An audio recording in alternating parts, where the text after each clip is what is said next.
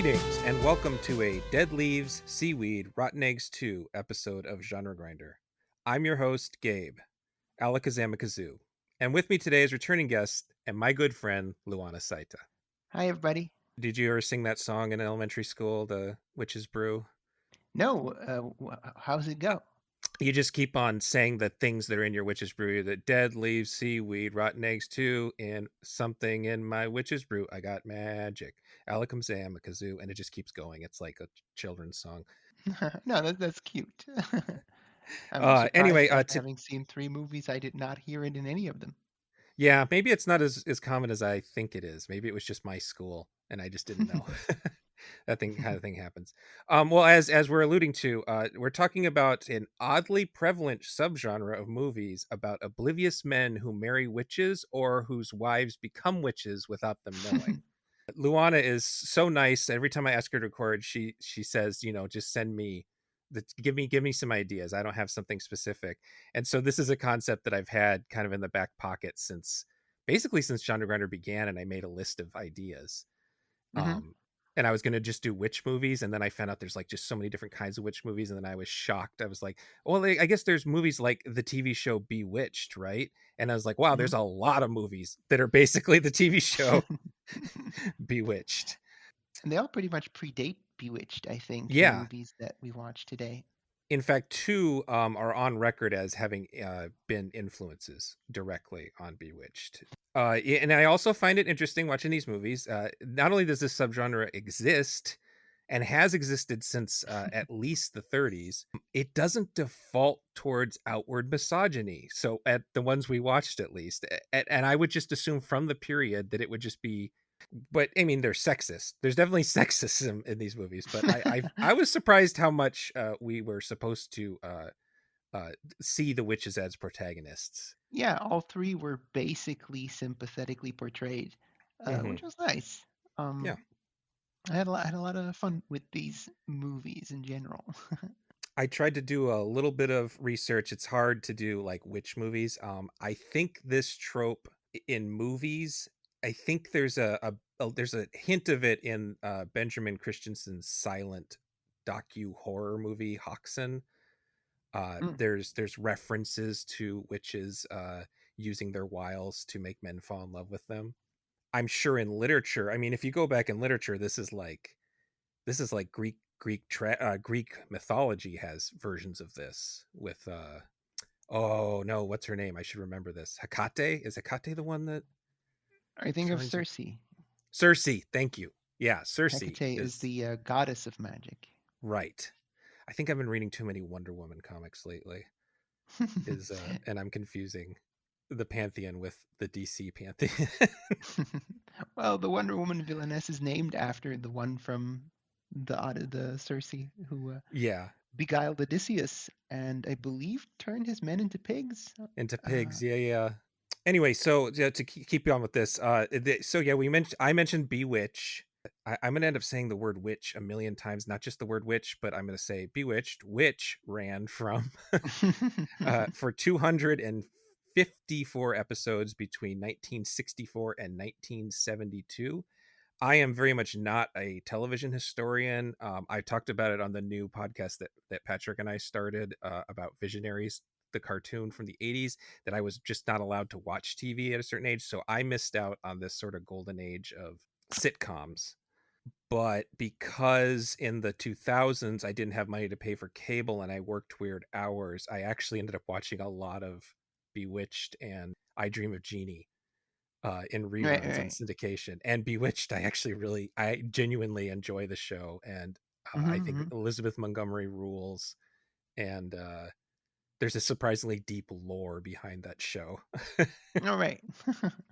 Bewitched is the And, one where she like twitches her nose, right? yeah, yeah, yeah. Okay, okay.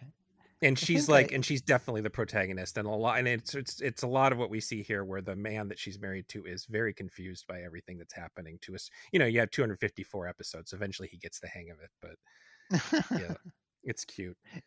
Yeah, do they change the status quo up? Is there like a point in the show after which he knows? Yes, he knows almost immediately, but he is not able to comprehend. Oh, right, right, And right. uh one of the things that is definitely taken from two of the movies we're going to talk about today is that her family fucks with him all the time Mhm. because they don't really approve, but they also don't want to like necessarily hurt him, so they're just mean to him all the time and they play tricks on him, and that's like the thrust of like half the episodes is her family being mean to him and her having to tell them to knock it off. Yeah, that's definitely some stuff that was in our movies of today, huh? I think another thing is people around my age and your age were introduced to the idea with the Sabrina the Teenage Witch television series has Oh, kind yeah, of yeah, of course. like, I think that there was, I never watched it, but I believe there was love interest in that, and then her aunts had this Harvey, whole, yeah. Uh, yeah. So yeah, but even that has source material, right? It was based off of a yeah, like 1960s comic book. yeah, it was an Archie comic. And I guess one last surprise we had here is that I, without even really trying, I realized we were able to pick three big deal movies, and they're from three different decades. And I thought that ended up being kind of a nice, Yeah, uh, indeed. gave us a little picture of the 40s, 50s, and 60s. And then in the late 60s and 70s is when Bewitched was on. So kind of we're kind of in the Mhm. lead up. So Bewitched has a big, I maybe I should have made you watch some episodes, but I just felt like that was too far. And you had read an entire book for this podcast. So, It was barely 200 pages. oh, it sounds like a lot. I mean, I'm functionally illiterate, as listeners know, but Yeah, a lot of my movie friends have a lot of problems reading books. yeah, it's hard. It's really difficult. There's no pictures. Comics, on the other hand, oh my god, can read those all day long. Okay, well then let's get started. Let's get the first movie we watched was I Married a Witch from 1942. It is directed by René Clair. I believe, I'm not good at French names, but I believe it is Clair. It is Yeah, that's how based, you pronounce yeah, it. it's based on 1941 novel The Passionate Witch by Thorne Smith. And apparently, this was an incomplete manuscript that was discovered in Smith's belongings after he died, Yeah. and Norman H. Matson finished the story for him posthumously. Apparently, Uh, that Mr. Smith was a kind of a bawdy novelist. He made funny and kind of sexy, jokey books. yeah, I mean, Passionate Witch in 1941. That title's saying a lot, huh? Yeah, yeah, indeed.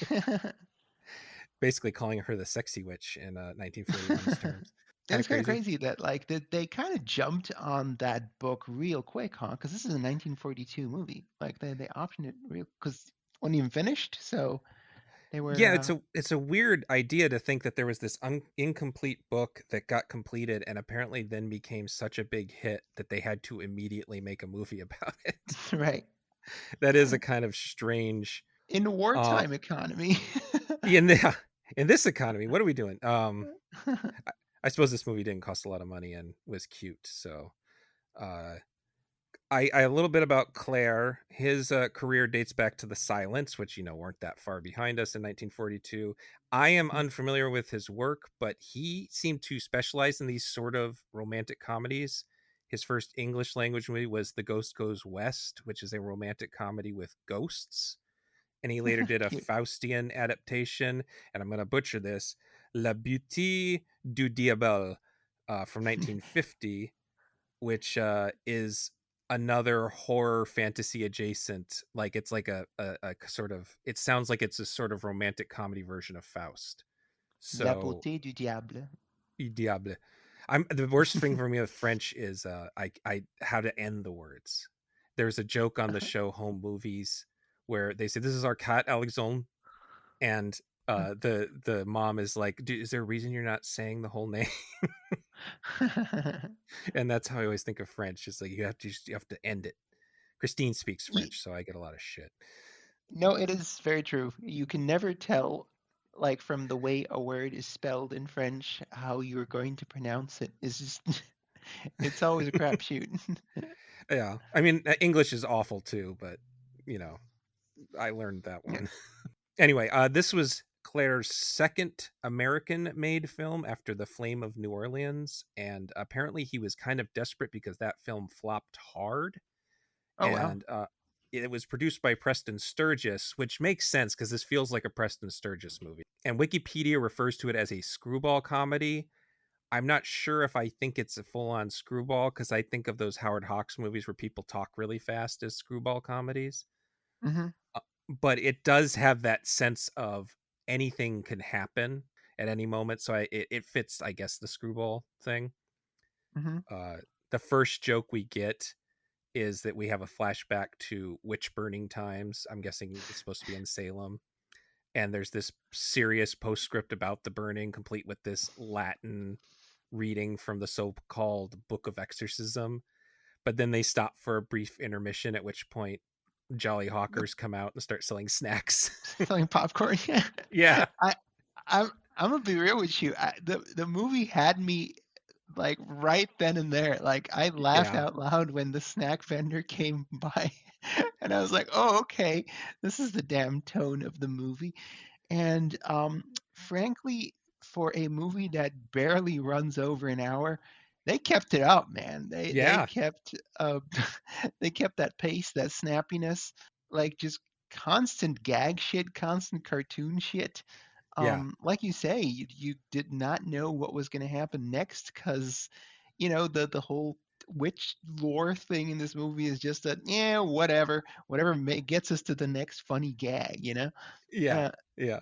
and yeah, no, this was also, by the way, my first ever Veronica Lake movie, and I love her. I, she's great. She's so funny. She's so cute.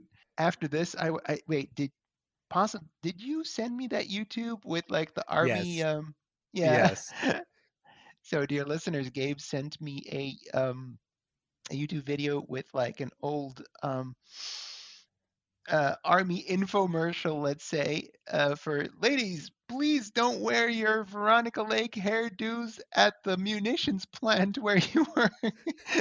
And then you see these ladies wearing that like sort of half fringe, half face covering fringe, the Veronica Lake, while operating heavy machinery. Oh, oh, and, so it's cool to know that she was a real icon that people were doing the Rachel, but for Veronica Lake.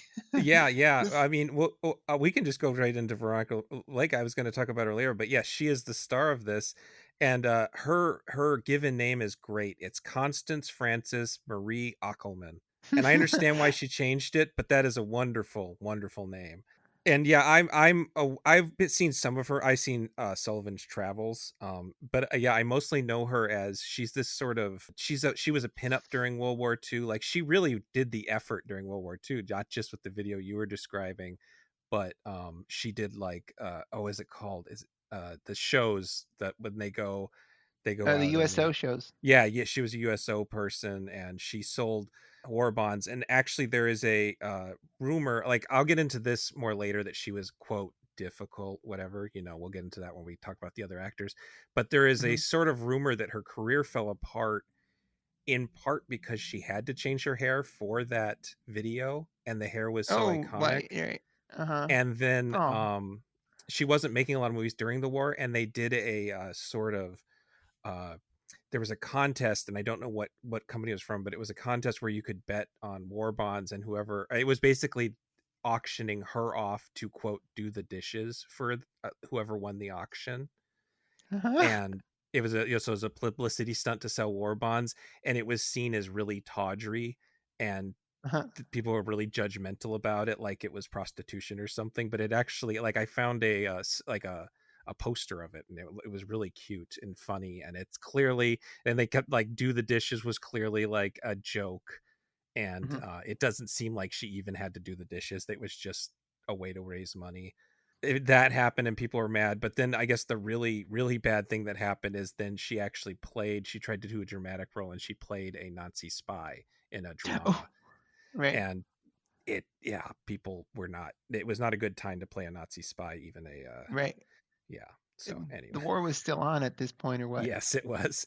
And yeah. Oh. So Uh, there's other things going on there that, yeah, I'll talk about when I talk about the rest of the cast. But the backstory here is this witch burning basically curses it's kind of vague, but it sort of curses this generation of people into shitty relationships Right. as a result of Jennifer is as Veronica Lake's character. Jennifer puts a curse on her narc husband and his descendants for burning her. And it's funny because throughout this movie, the curse seems less like actual fury and ire and anger, and more like that's what he deserves. Whatever, I'm having a good time. They don't Right. seem Yeah. that upset. Yeah. They're basically being Statler and Waldorf from the Beyond. Yeah, yeah. Yeah. They're just two giggling sprites made out of smoke And floating about. I like the idea that instead of cursing them to loneliness, it curses them to marry shrews, is the words that the film uses. So not just like loneliness, which is actually the worst, is loneliness, but to be in unhappy relationships for all Mhm. eternity. Uh, it's so the witch and her father, who is Daniel, he's a warlock, he's very powerful. They emerge from the cursed tree and they're shocked by how cavalier and horny society has grown since the years of the Puritans. And there's a lot of the movie is them just like you said, floating around as ghostly apparitions and going, "Wow, look at what they're dressed in! Look at the way that they're drinking!" And it's also Yeah. innocent by our standards, but it's very cute. Like an absolute like friggin' grandma and grandpa party that you would not be embarrassed to bring any of your relatives to. Ooh. Yeah, but like, yeah, Uh, if you're just awakening after Puritan times, you're kind of, I guess, I can see the shock. They sort of have a vague power set, which I kind of like. Like the writers aren't really concerned with Dragon Ball Zing mhm. the way everything works and power levels and stuff, but they can kind of do whatever they want. And Yeah. Daniel just sets a hotel on fire for fun. And he's not even corporeal at this point. He's just a gas. Man, Um, he's basically Sauron level. yeah, Like that's the type of shit he was able to do before he got the ring back. He was still an eye floating about. yeah, Uh, burning down no, but yeah, buildings. one thing I thought was very funny is that like Jennifer doesn't actually really fall in love with what's his name, Norman, the Mr. Wallace Woolley, yeah, Woolley. Wallace, Yeah, yeah, because like she's like, ooh, ooh, ooh, I'll, I'll take a personal hand in this myself. I'll put a spell on him, and he'll fall in love with me, and I'll be, this generation's iteration of the curse will be very personal, and I'll be the one to fuck him up. But then, like I don't remember what happens. Like she conks her head, and the painting falls on her head, yeah, yeah. And she accidentally drinks the love potion, the right? love potion, Yeah, and so basically she falls in love with Wallace Woolley by by accident. She's kind of an act of hubris, yeah, and there's never like that's just how it is now. Like, okay, she's that's the main relationship now. She kind of fucked herself over, and I thought that was very funny. yeah. It's a There, good there's joke. no there's no attempt to kind of buy into it. This is just a prank gone wrong, and screw it. This is the direction we're going in now. There's no moment where where the spell is lifted. She simply remains in love with him to the end.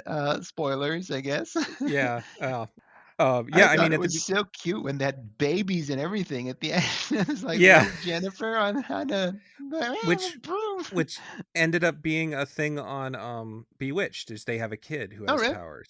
Yeah. So yeah, Cute. they took that too. They probably wrote it down somewhere, future episodes. I feel like that she is sort of like Bugs Bunny level imp, ruining in the beginning, Yes. before she's in love with him and she's just trying to ruin his life. Uh, She's just like Bugs Bunny showing up in the bed and he can't explain any of it, and he doesn't seem to be enjoying any of it, is also really yeah. funny to me. Like the most one of the most beautiful actresses of her generation is throwing herself at you and you're just like, ew, no, yeah. It's Come on, man. Lady, come on. you gotta get out of here. Oh, one of my a joke that made me laugh was like, "Yes, I'm a blonde. Would you prefer I was a brunette?" Lady, get out of here! You'll be a redhead. When they're in the burning building. Ah. My favorite joke with the burning building part, well, not my favorite joke, but one of my favorite jokes is when they go to the burning building, the hotel's owner is just laughing, and they ask him why, and he says, "Oh, it's fully insured, and I love building new things." That's the level we're working on, baby. And two people died in that fire because those are the two bodies that Veronica Lake Oh yeah, and and Daniel Daniel take left. over. So Yeah. it did cause death. They don't really explore that, but they have taken over bodies of two people who are now dead. And But they only wait, died because of the fire. if Jennifer and Daniel took over those bodies, then for all we know, nobody's aware that they're dead, I guess? Yeah, well, or nobody seems to miss them at the very least. Yeah, Like right? you'd think maybe that would be if they would have had a sequel, it would have been about the whoever Veronica Lake's body, her family comes looking for, and like what's going on? Who's this man you married? Well, actually, I'm going to talk about the script real quick. It's credited to Mhm. Robert Pirosh and Mark Connolly, but Dalton Trumbo was initially working on it before he got in a fight Oh, with cool. Preston Sturges and left. So his name isn't on it because he quit or was fired, not because he was blacklisted, because that hadn't happened yet. Mhm. And Sturgis was the one who kind of propelled the project along after Claire kind of came to him with it, and Sturgis kind of, it seemed like he was sort of doing a favor for his friend, but Right. then they got in a fight, and so Sturgis left, so his name's not on it either. And it was his idea to cast Lake, but then he got in a fight with Lake too. So it kind of seemed like Sturgis just wanted to make the movie himself, and probably just should have, but was in a situation where he couldn't because he had already Uh-huh, promised someone else. um, Man, it's surprising how good the movie still came out yeah, considering how many people got fired and yeah, put it up there with Ravenous, which you and I talked about, however, like yeah. a couple years ago. Movie that should have been garbage because it went through so many filmmakers and scripts, but somehow it's fucking awesome. I Prior to mean, even uh meeting Veronica Lake, Walter Murch, who plays Wallace, March. No, I'm sorry, not Walter Murch. Hold on, I wrote Frederick that down March. wrong. Frederick March. Sorry, Frederick March. He immediately talked shit into the press and said that she was a brainless little blonde sexpot void of any acting ability, and somehow he didn't realize that would have gotten back to her. In which case, she's like, "Okay, fuck this guy." Called him a pompous poser, and they fought the whole time. And it works in the film's favor, let me tell you.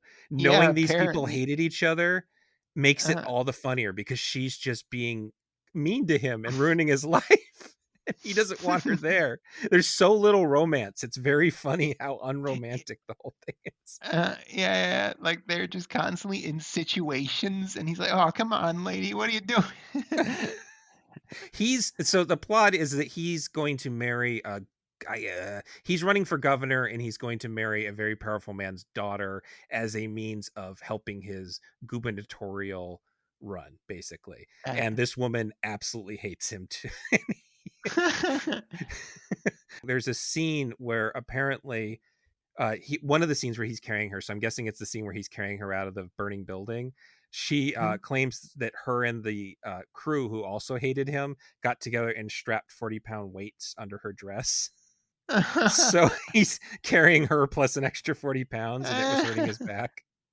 And then, I That's wrote this down because incredible. I don't really understand what she's saying. But in her autobiography, she tells another story, and I'm just going to read what she said because I'm trying to figure out what exactly she means. But she says the camera was lopped off at the waist, and this occurred below frame. And she says he was standing directly in front of the chair, and I brought up my foot between his legs, and I moved my foot up and down, each upward moment pushing ever so slightly into his groin. Pro that he is, he never showed his predicament during the scene, but it was easy for him. But it wasn't easy for him, and I delighted in knowing what was going on through his mind. Naturally, when the scene was over, he laced into me, and I just smiled. So I don't Oh, know if she's kicking him in the balls or if she's trying to like arouse him in the middle of the scene. I think she's just kicking him in the balls. that's how I read it. Yeah. Yeah. Either way, it's very funny. And then Claire's problem, he said, not only did these two people hate each other, but Mhm. Lake would do her best takes first. That was the kind of actress she was. She would just read the line and that would be it. And her takes would steadily get worse because she was getting bored. Whereas Oh. March was classically trained, so he wanted a whole bunch of takes to get better. So Claire ended up having to trick them by pretending to do um, a bunch of like telling Lake that they were doing just practice runs. Rehearsal. Yeah. Yeah. Yeah, rehearsals. Sorry, I couldn't think of the word. And then when he knew that March was going to get up to that level, then telling Lake this is the real take. So yeah, Hmm. you'd think it would ruin the movie that the lack of chemistry between your romantic leads, but it just makes it funnier. I genuinely think. Yeah. This is crazy. Oh well, and the original lead, Joel McCrea, he quit because he didn't want to work with Lake because he hated working with her on Sullivan's Travels. And then actor Eric Bracken, and amongst all this, you called her a bitch in the press, which couldn't have been cool. Like calling someone a bitch in the press in the '40s must have been like dropping an F bomb. I'm guessing. Yeah, I mean, it's kind of a it feels like it would be kind of a big deal now, even if you straight up Yeah, call someone a bitch. but then there's a part of me it's like yeah, I'm sure she was kind of, she might have been difficult to work with because she was kind of impish, it sounds like. But then like Alan Ladd loved working with her, and Oh, right. they got cast against each other 3 times because audiences loved their chemistry. And I don't feel like Alan Ladd's that different from these other guys, so I don't know, maybe they just couldn't handle a strong independent woman. Let me tell you, if Veronica Lake wanted to kick me in the balls, I would have been honored. Like, Mr. Claire, let's do another take. Veronica, kick me in the balls again. I think it will be a better take this time. It's my motivation. uh I'm gonna lift up my dress this time. Get in there, Veronica. Yeah, I mean, I ended up doing so much research on her rather than the movie because she was married to Andre de Toth, who was the director of House of Wax, the original House of Wax with Vincent Right, all Price. right. And the story is, again, it's in her autobiography, and it's sort of like it's quotes, so it's a little hard to understand what exactly is being said, but it sounds like he bought an airplane and she Mhm. got a pilot license and literally just flew away from LA to New York without telling him. And that's how they got separated. She just did a solo flight. She just left LA and went to New York. Uh, Everything I'm hearing about Veronica Lake makes her sound cooler. Yeah. And Goodbye. all right, where did she go? I don't know. Like asking the servants, have you Like the, seen uh, Veronica? No. some Mr. Burns and Smithers situation. Yeah. Yeah, it was great. It was great. Um and then Uh, Claire actually has really nice things to say about her, despite okay. all Sturgis's complaints, and that he claims the trouble with her is that she didn't have confidence in herself. Nothing could convince her that Oh, she was beautiful. It was a fight every morning to make her face the camera. So it kind of sounds oh like she had a my little bit of that God. Marilyn Monroe tragedy thing going on too. Right. Oh, Yeah, really cool, I just cool wish I could person. have been there for her. Yeah, wish could have been I there to I say, could have "Get been leave Veronica the alone." gay best friend. Yeah, exactly. Well, I would have been Viola Davis lifting Kevin Hart, and Veronica Lake would have been Kevin Hart. You know, in that meme where she's like Yeah, pointing, yeah, like, yeah. "Hey, yeah, get off." Leave him alone. But yeah, so I have a little bit of information on March. I don't know if you care as much about that, but he was the co-founder of the Hollywood Anti-Nazi League. Oh, that's He was cool. questioned on the House Un-American Activities Committee, and he didn't name names, but also wasn't blacklisted. And he and his wife Florence Eldridge who he remained married to from 1927 till his death in 1975, later Oh, sued an anti-communist newsletter. okay. So Well, it seems back like in a his cool guy corner. then. But then I found out the weirdest factoid here is he was a member of a group of students at the University of Wisconsin Madison, which is the school my dad went to and where my friend Megan works to this day. He was a part of a group Oh, called the Ku Klux Klan, which was what? reportedly completely unrelated to the other Ku Klux Klan. I feel like that is a branding problem. Like, Yeah, we're okay. talking. I mean, the Ku Klux Klan are around this turn of the century, and he would have been going to college around the turn of the century, so they are around, and it was still controversial enough that there were implications throughout his life that he was a white supremacist, and they actually pulled his name from a memorial theater in Wisconsin later. My guess is that, like a lot of college students, he was an edgelord asshole at that age. Right, right, right. And so, but yeah, either way, anti-Nazi League, he was outspoken supporter of civil rights, and he had ties to the NAACP. So even if he was a white supremacist dickhead in his youth, he mostly made up for it in his later life. So I'm for him, even if he didn't like Veronica Lake. And you know he kind of got his comeuppance anyway, with the 40-pound weights getting kicked in the crotch. Yeah, totally.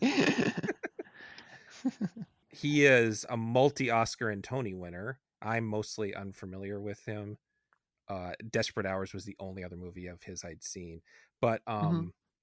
his I think his performance, I think Dick York based his performance on Bewitched on this guy. That's the level of confusion, the sort of like, what's another version of this, the dad from Mary Poppins has a similar like what kind Right, of right, thing right, going yeah. on. And then also another thing in Bewitched has her uncle. I'm trying to remember who played the uncle in Bewitched, but he has that sort of impish quality that the dad has in this, Uncle Arthur. And yeah, he was played by Paul Lind.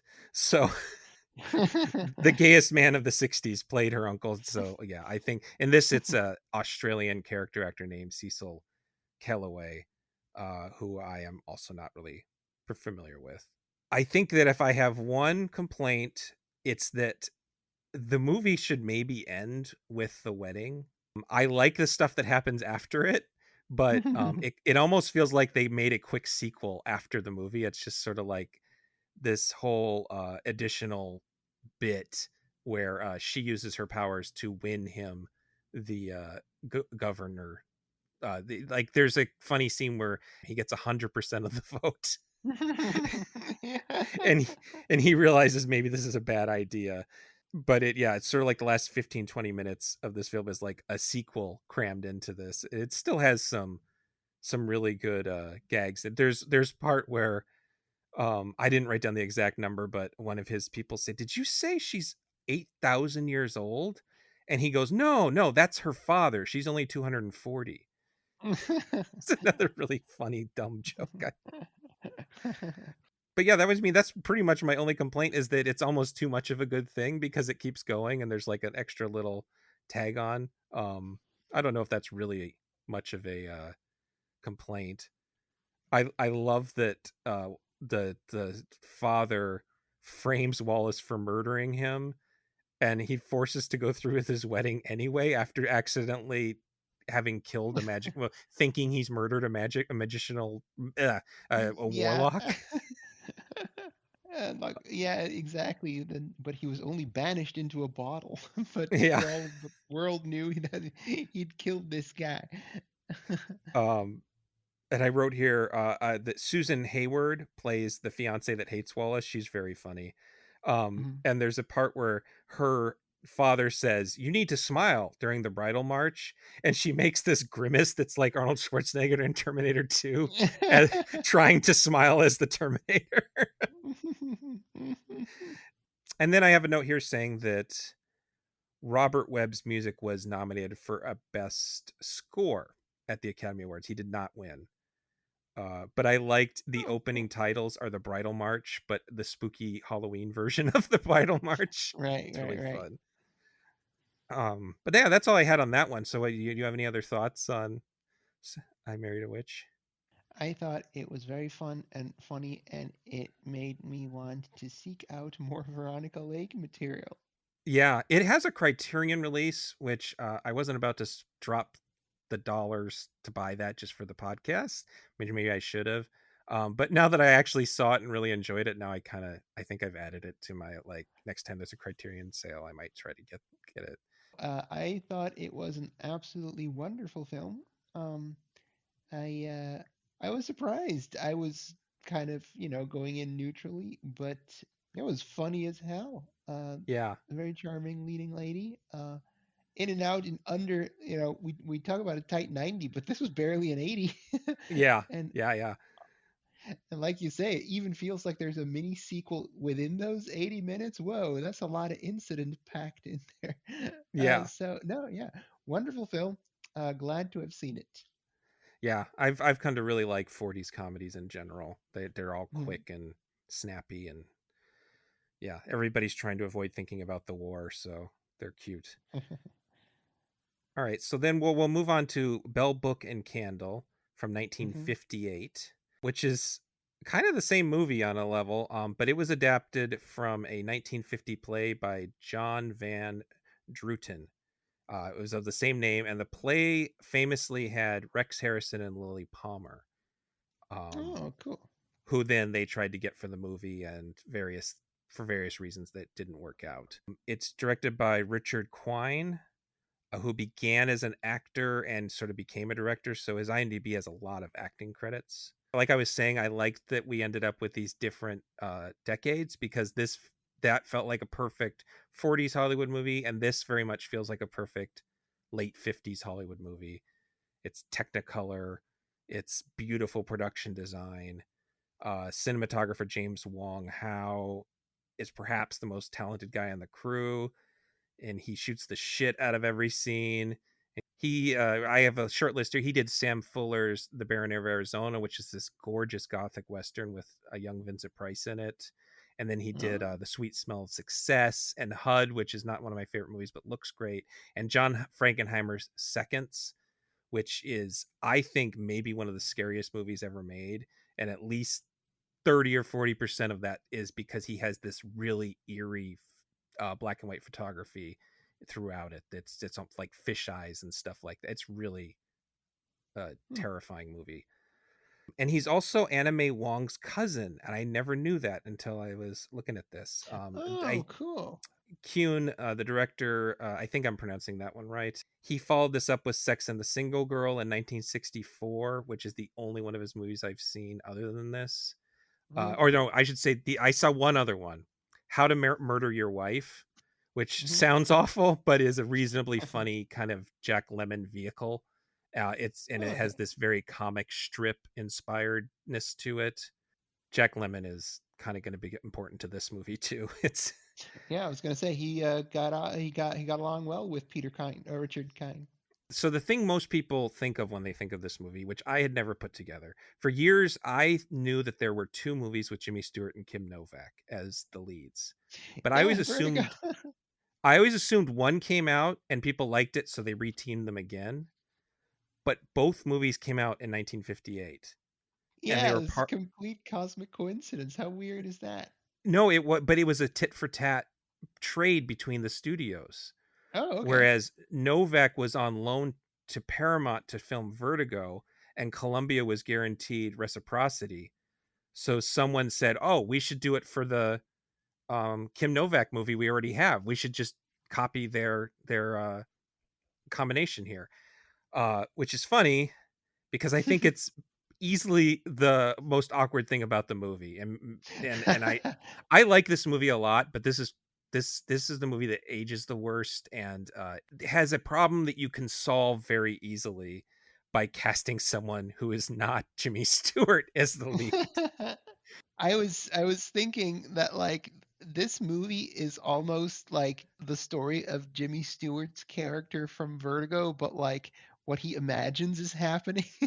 Like, Yeah, oh no, no, she's totally into you, dude. You just, yeah. uh, she just, they're just for lore reasons. She can't be too enthusiastic. You just gotta pull it out of her, dude. uh, And well, and the other thing is someone pointed out, it wasn't me, and I think it was just on a forum, so I don't remember who it was, but I'm sure there's some critics who have mentioned this. Vertigo is a movie where Jimmy Stewart takes away Kim Novak's what's the word? Autonomy. Autonomy. Thank you. Basically takes away her autonomy because he's crazy and she loves him. And then this is Right. a movie where Kim Novak takes away Jimmy Stewart's autonomy Yeah. with magic. So they are kind of mirror images of each other. When one's a really melodramatic, I love Vertigo, but it is a kind of fucked up movie. Uh-huh, uh-huh. And then the other one's this totally goofball. It does have this one does have some very sad scenes in it, but it's a pretty goofball-y movie. It's pretty light hearted, I would say. Right, right, right. But man, it casting Jimmy Stewart as a man obsessed with a younger woman makes sense. Especially because they kind of did it against type because he was usually a hero and everything. So having him as this kind of creep kind of gave it some weight. But casting him as just some dude who's his age and looks like he looks, who Kim Novak becomes very interested in. Initially, I guess just to fuck with him. This is another one where the witch accidentally messes up her spell and makes herself fall in love too. It's less, it's not that she just drinks the wrong thing, it's more about they get more into like the metaphysics of how the love spell works. But it's really hard to believe that Kim Novak, like at the absolute height of her beauty, is falling for this guy who has got permanent Mr. Burns arms the whole movie. Yeah, I got like, I mean, I was thinking of there's this Simpsons joke where Jimmy Stewart is working at a bank and he's like, "Oh no, the money's not here. It's at Bill's house. It's at Fred's house." He has that, parody, Jimmy Stewart parody energy in this movie because, obviously in the I've married a witch genre, the male lead is going to be confused and befuddled a lot. Yeah, he's kind of And the butt of the and joke. right. And so to have him at, like you say, at that age, looking like that, being that, oh, hey, hey, see, oh, like, uh, that kind of puts a damper on the whole main romance. Like you say, like Kim Novak at the height of her beauty, like, oh, she's definitely gonna give up her powers for this fucking Mr. Burns guy. It says that they tried to get Cary Grant, who's basically the same age as Jimmy Stewart, but at least Cary Grant has that sort of je ne sais quoi. Like I Right, get right. it when people are like attracted to Cary Grant. It makes Uh-huh. sense. I like Jimmy Stewart. I Yeah, do. yeah. I really like his westerns. I love Rear Window, but it's funny because Rear Window is kind of the same thing where there's this man who has Grace Kelly throwing herself at him and he's just ignoring her the whole movie. And I know that that's part of like the theme and metaphor, but it's so frustrating. So two of the most beautiful women of the 50s are just throwing themselves at this guy who is wasting away and his voice is getting Right. weirder and weirder the older he gets. Oh. He's just sort of like sometimes it is funny in this movie. Like at a certain point I'm like I wish they would have leaned into it even more. So it was just Jimmy Stewart going what the whole time cuz they have no romantic chemistry at all. Like Right, right. there's I nothing there. It's I think this not, I think I read somewhere that this was the last time Jimmy Stewart was ever cast as a romantic lead. yeah. Yeah, I think Well, everybody noticed. I think everybody noticed. I think I mean, Vertigo was a bit of a flop too and didn't get very good reviews when it first came out. So I think the right. two things kind of made people say, okay, this guy can't be our romantic lead anymore. He might have also just said, okay, yeah, I can't do this. Vertigo's the better movie, but this is a much better Kim Novak movie if you're interested in Kim Novak as an actress, not just like an object. a pretty Right, object. right. And a lot of this movie is about putting her in beautiful clothes, really Mhm. very era appropriate, very expensive clothing, and shooting her like a perfume ad. Like so much of the movie is just Wong Hao just sort of just making this beautiful woman look like the most sumptuous thing you've ever seen, and just Right, like right. you want to buy whatever she's selling, and it Mhm. almost takes place outside the realms of the plot of the story, because it's sort of her using her powers sometimes. So it's it's hard to describe, but it's sort of ethereal in a good way, I think. No, yeah, yeah, totally. Oh, you And know what? I do. Agency. I just thought of the word I was trying to think of. They take that one movie's about taking away her agency. This movie's about taking away Jimmy Stewart's agency. That was the word I was looking for, and I just anyway. eh, Sorry. No, I got what you. I mean, I think autonomy was close enough. Yeah, yeah. I knew there was a word. And it kind of reminded me of a couple of years later, that touch of mink with Doris Day and Cary Grant, Hmm. in fact, which Hmm. I believe was also both of their like last, or at least Cary Grant's uh, Hmm. last romantic lead pick, because like Doris Day is supposed to be like a young lady looking to get married, but like she was no longer, that was definitely a role for a young 20 something. And Hmm. Cary Grant, being Jimmy Stewart's age, was entirely out of. It's funny that was just a thing that people kept. People talk about. Nowadays we live in the age of IPs, of Hmm. franchises, and we don't really have stars anymore, and you don't really have that concept anymore of like, oh, this star is kind of going past their sell by date as in this type of role. Hmm. Like you might see it in like these, aging action stars doing in the directive video, like Seagal and Bruce Willis, bless him Hmm. before he retired. Like, they're not really getting up out of their chairs, but they're still doing BTV action roles. And I guess in those days when the stars were the bankable items, they would just trot them out for as long as they could until people were like, "Oh no, this don't work no more." And the fact that you got names like real names like Jimmy Stewart and Cary Grant kind of do these sort of embarrassing roles, just Hmm. because, well, we're trying to get the quote unquote our money's worth out of this IP or this bankable star. But unlike an IP, you can't reboot a bankable star. You need a new star. And the fact that they would just end up in these ill-fitting parts, that is a phenomenon that kind of, I think, mostly went away when the age of the movie star ended. Yeah. I mean, there's the way you can say this movie in particular, those two and Touch of Mink were kind of towards the end of the studio era, and then you're going to Right, get yeah. the new Hollywood people coming out, and but Mhm. new Hollywood still did have its stars. It was just sort of a different kind of star. They were more Mhm. like they were like independent entities that could choose to be cast against type instead of like Cary Grant, who basically plays the exact same man in every single movie he's ever been Right, in, right, right. and he's very good at it. But I guess Mhm. Tom Cruise is still kind of playing the exact same guy he's been playing since the '80s. Mhm. But not a lot of people do that anymore. And Tom Cruise does challenge himself every once in a while. Well, the story of this one is that there is a larger witch sort of underground that's been there for a long time, and they all run a jazz club called the Zodiac, and that's sort of like Where the level of witchery in this movie, is that it's not really an anti-Christian thing, like it's Mhm. implied in the last movie. It's sort of like a mix of like the Zodiac and vague pagan things.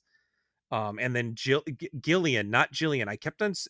She's named Gillian, not Jillian. Is Kim Novak's Mhm. character, but she is a sort of anthropologist. She almost has the same job as what's his name on Andor. Now that I think about it, it's uh, sort of uh, she's selling. fucking Uh, Stellan Skarsgård. Yeah. yeah, she's selling these, and then she has this whole attachment to this underground movement.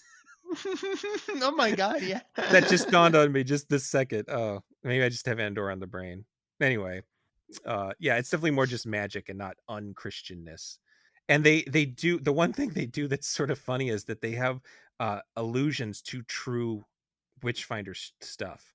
It sort of makes it a little uncomfortable. I think they mention I can't remember his name, but the character that Witchfinder General, they mention him, Matthew Hopkins. Matthew Hopkins, that Vincent Price played in Witchfinder General. Yeah, like, and it's so it's like a little bit of like that's a little too heavy for this movie, man. Yeah, But that's a fucked up movie. That's a fucked up. that's a fucked up history. That's just like at like the Huh. worst, one of the worst times in history. But they keep stuff like in this universe, witches do float. But then there's this cool thing that I like on a lore level where they say that witches can't experience true love, and if they do, they will lose their witch powers. But in my mind, it was always sort of like Geralt the Witcher, where he just sort of says, "Oh yeah, I have no emotions," but he actually has this deep well of emotions. He Right, just right. doesn't want to seem weak or to have to deal with drama and stuff like that. So he just sort of pushes the stereotype that he has no emotions. I sort of got a little of that from this. But she does, it is that you will lose your power. So I think it's a messy metaphor because it's sort of like women have to give up their independence in order To get to married, yeah. get married and fall in love. And I think you can read it as a sacrifice, but the Mhm. subtext is a little bit Puritan. But at the same time, while we were watching this, Christine was thoroughly moved by all these scenes. So I'm like, Aw. maybe I'm overreading it. Maybe it's really not an anti-feminist message like I'm saying it is. Maybe it's just that the sacrifice for love is really what I'm supposed to be focusing on here. Yeah, I think that maybe a guy that's not Jimmy Stewart would have sold that better. 'Cause, like, this confused old man that you're, trading in your Zodiac Jazz Club for and your Yeah, powers, again, I'm willing to read it positively, but I do think that casting kind of wrecks it. yeah, I thought it was a cute movie in general, like fun to watch. I think my favorite guy was that alcoholic, like the occult specialist, who, yeah. Ernie Kovacs, I think, is Ernie the Kovacs, yeah. he had the most laugh lines, I think. It's a very weird thing because he is in a way to bring him to, I don't understand why the witches want to bring him to sell another book to James Stewart. I'm never quite clear on what their reasoning was there, but he comes and he sold this book on Mexican magic to Jimmy Stewart runs a publishing company, and now he wants to do one on underground New York magic, and they all participated in this thing. And so some of the witches are like, we can't let him know these things. But then the Jack Lemmon witch is who is the funniest. I'm such a sucker for Jack Lemmon. His character is introduced playing bongos, making a funny face, and I laughed fucking hard at just the funny face he was making. So I'm such a sucker for him that I don't know if I can trust myself on him being the best character. But there's this whole subplot that's like a separate movie that might actually be a better romantic comedy where Jack Lemon, and Ernie Kovacs start to like work together on the book. And lemon, this is bringing Kovacs in to learn things, and they're getting into like almost a lover's spat over how this book's going to work. And you can even do it in, it doesn't have to be a gay relationship. It makes it more interesting that it's a gay relationship, but you could have just cast one of them as a woman, and that would Right, be an yeah. interesting movie just as itself. I Mhm. I was really into that and kind of bummed out when we had to go back to Jimmy Stewart. Yes. The closest thing he gets is that is they say something about the Kinsey report, which is pretty randy. But there's a mention his fiance. That's the other thing about this movie. I didn't realize these were both movies about someone on the eve of their wedding meeting a witch and changing their mind. I didn't Right, realize yeah. that's, and this one's not all about the wedding. That's only like the first, that he drops out of the wedding with his fiance, who seems like a a decent fit for him, but is a mean woman. And so really the only reason Kim Novak is even pursuing him is because he is dating this girl who was really mean to her in college. Yes, I think that that was probably where I started to go sour on the main relationship. Yeah. Because, like, at first she's like, "Oh no, no, Elsa Lanchester, I will not bedevil him. I will not put a spell on him. I don't break up. I'm not a homewrecker." Okay, sure. But then the movie starts kind of throwing ammunition at us for, like, maybe you should homewreck him.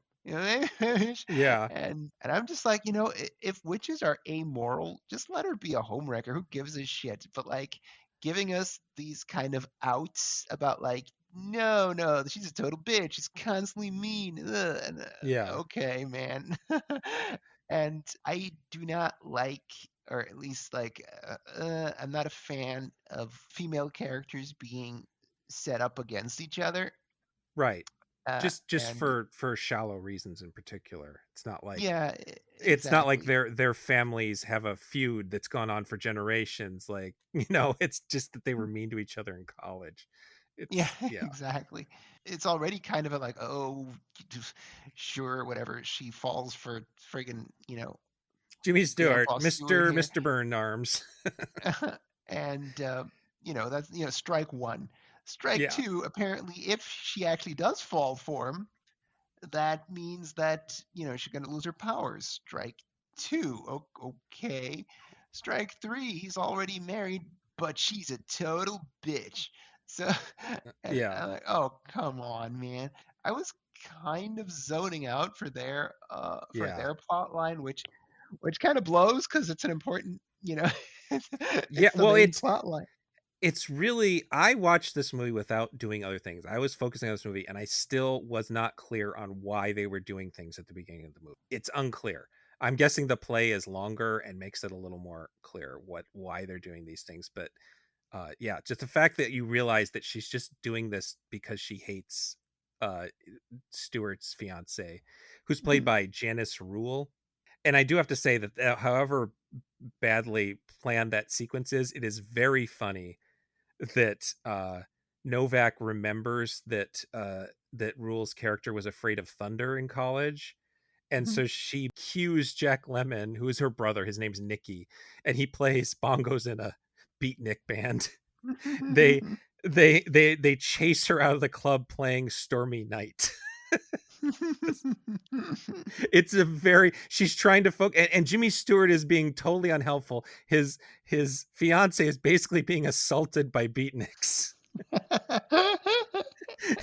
Singing in her face until she runs away, and he's just like, huh, wow, what's happening here, instead of saying, hey, no, no, knock it off. He's like just watching it happen. It's the power of Jack Lemmon, I guess. I don't know. There's a lot about this Also, movie. There are crossovers with actors, and Jack Lemmon in particular. This was just before Some Like It Hot. And I feel like this movie, if it had been directed by Billy Wilder, would have been a classic. I think right, it just right, needed, I'm not that the director was bad, but I think it needed someone of Billy Wilder's caliber to really make it work. right. And Right, he right, wouldn't right. have hired Jimmy Stewart either. I think And Wilder was exactly. he was a powerful enough filmmaker to go, no, we're not going to do that. God, no, I really do like Jack Lemmon. Like I was seeing on the Letterboxd reviews, they were all excited because Jack Lemmon plays a gay man, and I'm not sure if I agree with that necessarily. I think that's a little bit of the reading into what you want, but he does have this sort of, again, this sort of relationship with the Kovacs character that lasts the movie. Right, Um, yeah, yeah. they don't break up on bad terms. Uh-huh. It's nice. It's nice. Yeah, I mean, there's definitely that aspect of, like, read into it what you want, but I feel Hmm. like the movie does give you enough munition for it. Like, I don't Yeah. think he's ever with a woman in the movie. Not that I Yeah. recall. He's not even, No. like, really being flirty with some showgirl at the Zodiac Club or No. whatever. He hangs Um, out with his sister and his aunt. Those are his best friends. while, while playing bongo at the jazz club. At the Like, jazz club and making a very silly face. Speaking of the aunt, who I is also Gillian's neighbor. It's Elsa Lancaster, who also lusts after Jimmy Stewart, and I think that she's also out of Jimmy Stewart's league, even if they're like basically the same age. Uh, but she's like one of the best cult actresses of her generation. She was the Right. Bride of Frankenstein, Hmm. and she was And in Mary Poppins, as I was saying earlier. yes, one of the bad nannies. Yeah, Yeah, and she's in the she was original so Willard. funny in this. She's hilarious, and she's like, Right. and one of the most interesting things on a character level is her wanting to know what love feels like. So she's capable of really deep emotions and empathy, but she doesn't understand what love is, and I found that really interesting on a character level, that she keeps asking, like, could you describe it? What is it like I've never felt it before, what is going on? Uh-huh, And uh-huh. yeah, Yeah. and she was famously Charles Laughton's supposed beard. They were married for many years. Aw. And That's cute. if you've ever seen Witness for the Prosecution, which is another Billy Wilder movie, Yes, that's a she's great one. they have the best chemistry. They're so funny, as they're like little one-liners Uh-huh, at each uh-huh. other. Yeah. Great movie, like, oh, love it. And then I was looking at the IMDb trivia, and so much of it is about the cat. Pie Wacket. Pyewacket, and apparently they had to have a lot of Pyewackets, which makes sense. You don't want this one cat on set. And the one of them was named Houdini, and he was, quote, the most handsome. So they wanted to use him in the most shots, but he wasn't trained. So the only way they could get him to do things is chase him. And apparently it really stressed him out, and he was never the same cat after the movie. Oh. So knowing that fact, I was watching it, and like, oh god, they're chasing Houdini again to make him go over there. And another thing claims that one of the Pyewackets was Novak's actual cat, so it's probably the one that she's holding in most of the scenes. Would make Aw, sense. But cute. this is another Matthew Hopkins reference, because Witchfinder General, he claimed that Pyewacket was a spirit familiar of witches. So Yes, yes, yeah, I think I saw that in like old 17th century engravings, the name yeah. Pyewacket. And yeah. Oh, that's So cool. That's cool. And yeah, also again quite inappropriate for a yeah. cat.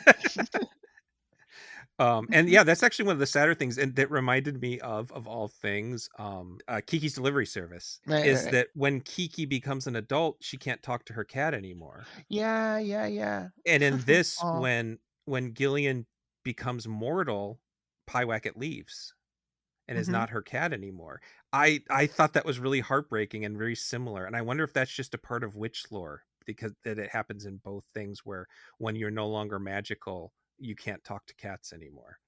They can't be your familiar anymore. Yeah, yeah, yeah. I mean, what a perfect symbolism for giving up your powers, for like Yeah, stepping into the quote unquote real, or let's say mundane world. Yeah, gosh, the romantic lead actor needs to be a real friggin' charisma powerhouse to sell that concept that this woman would do that they would I don't know who choose you to get, not. Yeah, exactly. I because it don't has to know be that. someone who can play it awkwardly. Mhm. But like like I don't want to say this because I don't really feel this way about him, but I feel like this is like a 90s Hugh Hugh Grant. Hugh Grant role. Like that Right, was yeah. his bit, was being super handsome and charming but also awkward. Awkward. Yeah, yeah, yeah. No, And I see that. I see that. I don't know a lot of other actors who have that as their thing. Oh, I can't think of any off the top of my head. That was the only one that came to me. But yeah, you can't do it with Jimmy Stewart. He can do the awkward. The part where he tries to get the when he finds out everything that's happened and he feels bad about it, which is understandable that you've been love spelled into something.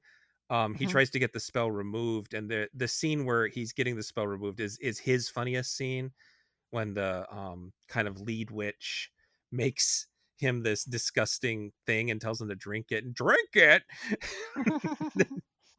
And he has to like googly eye force feed himself this, like, he's actually kind of funny in those scenes in a sort of Disney live action way. Right. And then if you really want to look into the meaning of the movie, there is a scene early on where Gillian says to I can't remember if she's talking to Jack Lemmon or her aunt, but she says, don't you wish you could spend Christmas Eve listening to Christmas carols and not bongo drums?" And I just like, no, absolutely not. I'd way rather go to this weird gay Zodiac witch club and listen to bongo drums than hang out with a bunch of suburban workaday, dorks. Like Uh-huh. it sort of plants the seed that she wants the mundane. And I feel like a movie would be made in the 70s, 80s, 90s would be about how that's what she wants, and then she realizes that's not what she wants. Mhm. And that doesn't happen here.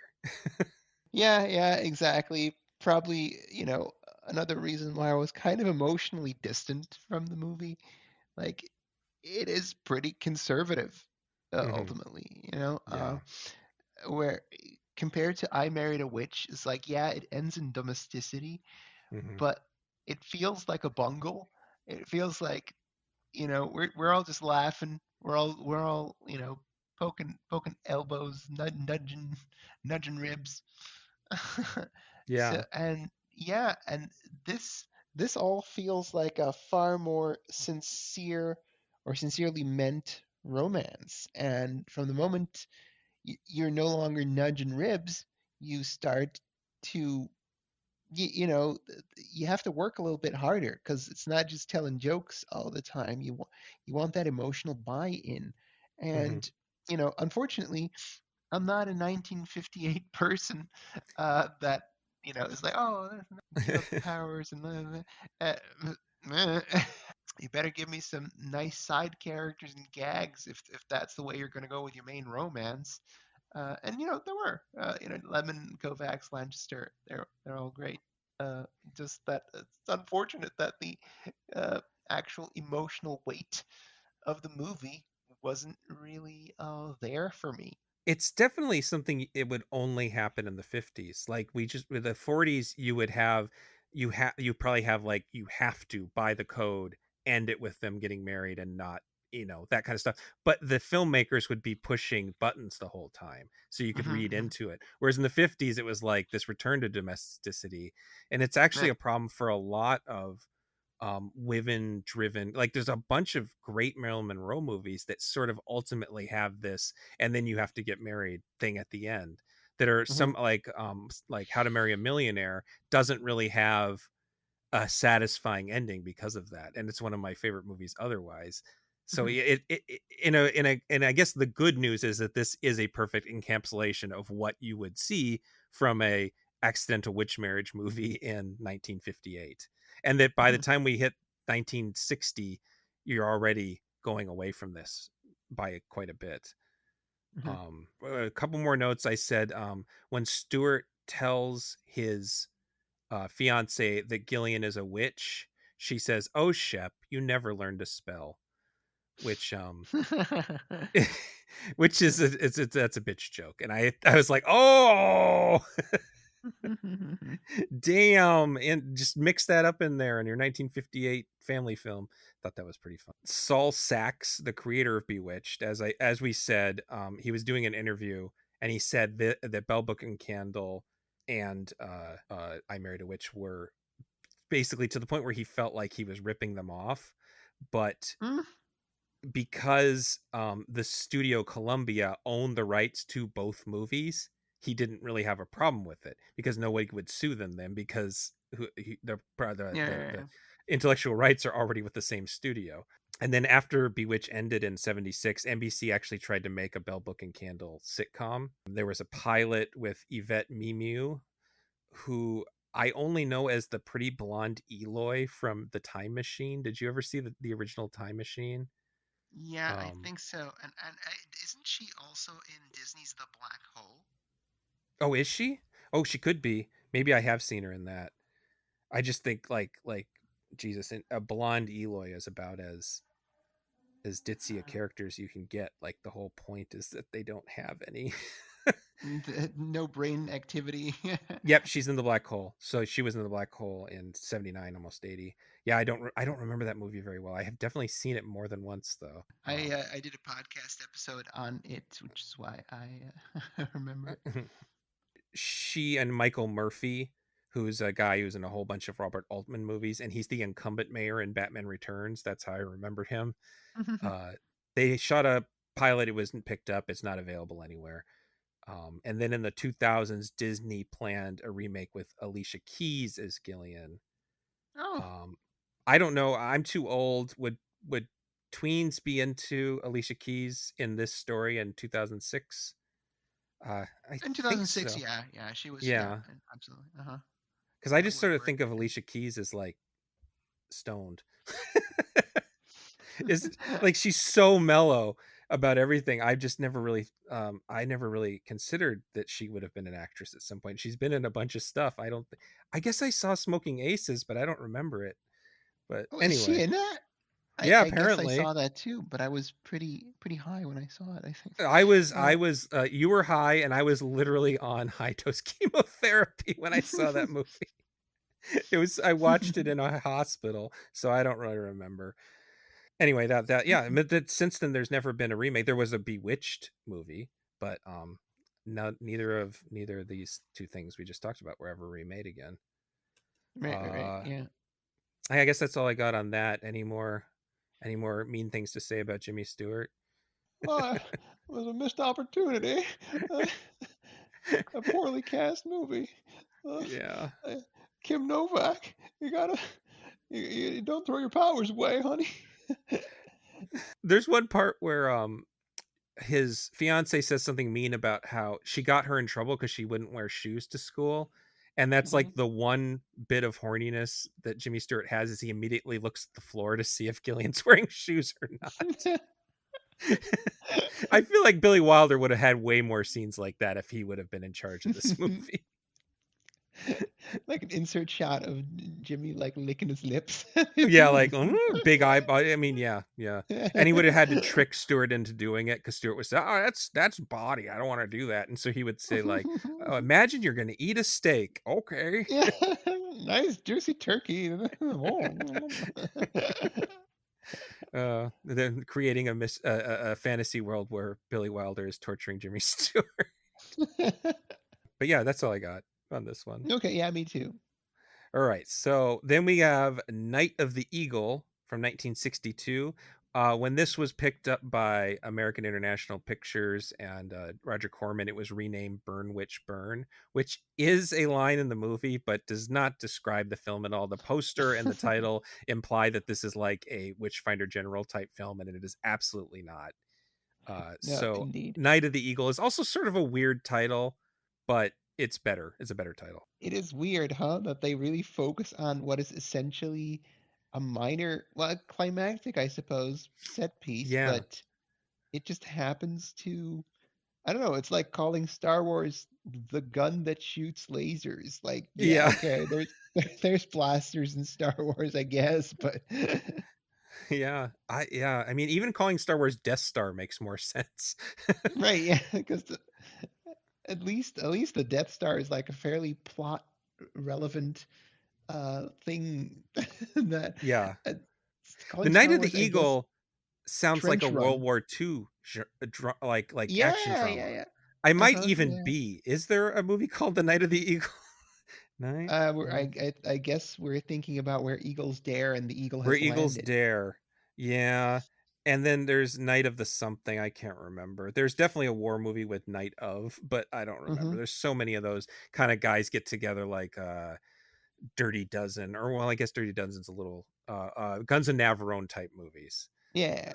That sounds like that. That's what I would. If somebody said, "Have you ever seen Night of the Eagle?" That would have been the first thing that popped in my mind. Is like, is that like Guns Yeah, and same. Navarone? This is based. It's one of three movies based on Fritz Leiber's 1952 novella Conjure. We're going to call it a novel, so novella, yeah, novel Conjure Wife, which was initially released in parts in Unknown Worlds magazine in 1943, then compiled in 1952 into a novel. The other two adaptations are Reginald Leborg's Universal Horror entry, The Weird Woman, starring Lon Chaney Jr. and Anne Gwynn. And then Richard Shore made a 1980 version, which is more of a comedy with Terry Garr called Witch's Brew, has an alternate title of Which is Which. Luana went and Yes. read the whole book. And I was going to I mean, watch. Weird Woman to like make up for it, but I can only find the Svengoolie version. For some reason, Weird Woman is just not available streaming, and I just don't have a lot of patience for Svengoolie type stuff. And I apologize to. I probably have a lot of people who, because of Patrick and Jim, listen in Chicago, and so I have nothing against Svengoolie. I just don't like watching movies that way. Anyway, you read the book. Yeah, I've read quite a bit of Fritz Leiber. I've read his Fafhrd and the Grey Mouser sword and sorcery stories. There's like 7 collections of those, but he is a prolific writer outside of that too. And uh, Conjure Wife was apparently his debut novel uh, Hmm. back in like I want to say what was it, early 40s something. Yeah, So they said 43 was when it was published in parts, and then 52 it was finally published as one big solid book. right, right. Yeah. Um, the Weird Woman though is a 1943-ish movie, I think. Mm-hmm. So they So they, really jumped on that really quick. yeah, and that Uh, you don't see that often. There weren't like very many. Like what are some other like? I feel like H.P. Lovecraft would been also publishing in similar things. You didn't see a lot of Lovecraft adaptations early on, or yeah, I think that the earliest one I can point to is the Vincent Price star, the Haunted Palace, which then they uh, sold as a Edgar Allan Poe as movie. an Edgar Allan Poe movie.